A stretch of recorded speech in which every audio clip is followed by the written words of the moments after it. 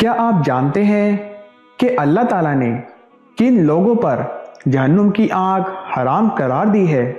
اللہ تعالیٰ جو قہار ہے، اس نے اپنے جلال کے ثبوت کے لیے جہنم بنائی ہے، جس میں آگ کے علاوہ گناہ گاروں کی سزا کے لیے جلائے گئے ہیں، جس کی تپش دنیا کی آگ سے ہزارہا گنا زیادہ ہوگی۔ جہنم کا ایک دن دنیا کے سینکڑوں دنوں سے زیادہ طویل ہوگا، اور اس آگ کا ایندھن وہ لوگ بنیں گے جنہوں نے دنیا کی زندگی اللہ پاک کی نافرمانی میں گزاری، مگر اس کے ساتھ ساتھ اللہ رحیم و کریم بھی ہے۔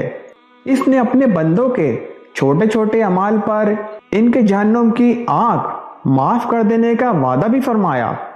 آج ہم آپ کو انہی اعمال کے متعلق بتائیں گے جن کے کرنے سے جہنم کی آگ انسان کو چھو بھی نہیں پائے گی۔ سیدنا معاذ رضی اللہ عنہ ایک مرتبہ آپ صلی اللہ علیہ وسلم کے ہمراہ آپ کی سواری پر آپ کے پیچھے سوار تھے۔ رسول اللہ صلی اللہ علیہ وسلم نے ان سے فرمایا، اے معاذ رضی اللہ عنہ۔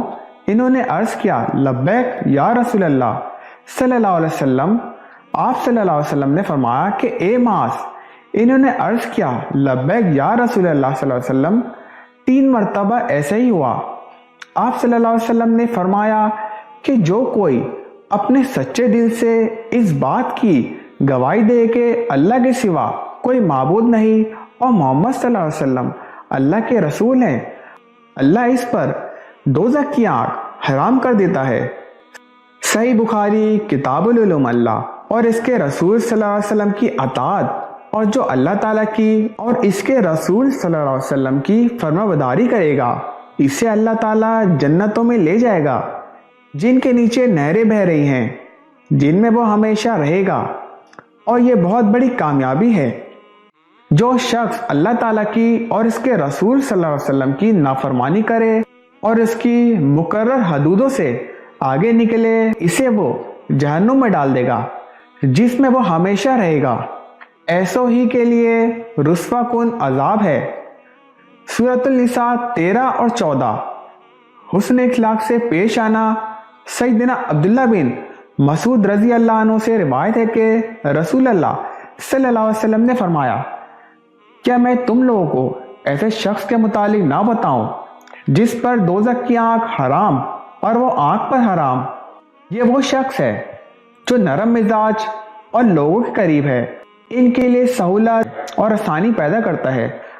سیدنا ابو ہریرہ رضی اللہ عنہ سے روایت ہے کہ رسول اللہ صلی اللہ علیہ وسلم نے فرمایا، جو شخص خوف اللہ کی وجہ سے رویا اور اس وقت تک دوزخ میں نہیں جائے گا یہاں تک کہ دودھ پستان میں واپس ہو جائے، اور اللہ تعالیٰ کے راستے میں جہاد کا غبار اور جہنم کا دھول ایک جگہ جمع نہیں ہو سکتے، ظہر سے پہلے 4 اور بعد میں 4 رکعت پر ہمیشگی اختیار کرے۔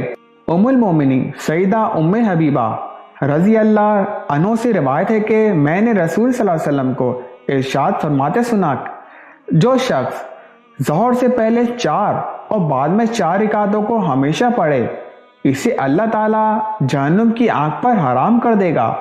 رسول اللہ صلی اللہ علیہ وسلم نے فرمایا، جو سورج طلوع اور غروب ہونے سے پہلے نماز پڑھتا ہے، جہنم کی آگ اسے چھو بھی نہ سکے گی، یعنی فجر اور عصر کی نماز۔ اللہ انسان کو 70 ماؤں سے زیادہ پیار کرتا ہے، وہ رحیم و کریم ہے۔ اس نے انسان کے لیے جنت کا راستہ آسان اور جہنم کا راستہ مشکل بنا دیا ہے۔ جہنم کے راستے پر جگہ جگہ اس نے توبہ و استغفار کی گنجائش رکھی ہے، جس سے انسان کسی وقت بھی فائدہ اٹھا کر راستہ بدل کر جنت کی جانب روانہ ہو سکتا ہے۔